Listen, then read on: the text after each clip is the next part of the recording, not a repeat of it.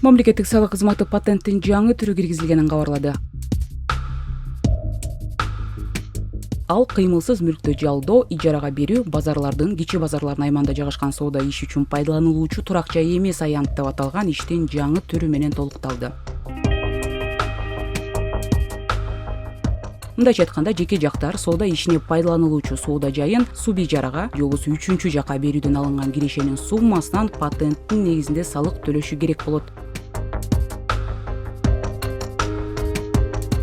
Эсиңизде болсо, Кыргызстанда соода үчүн патенттер былтыркы жылдын 1-июлунда жоюлган болчу, бирок ушул жылдын март айында кайрадан киргизилип, патенттин баасы товар жүгүртүүсүнө жараша коюлары айтылган.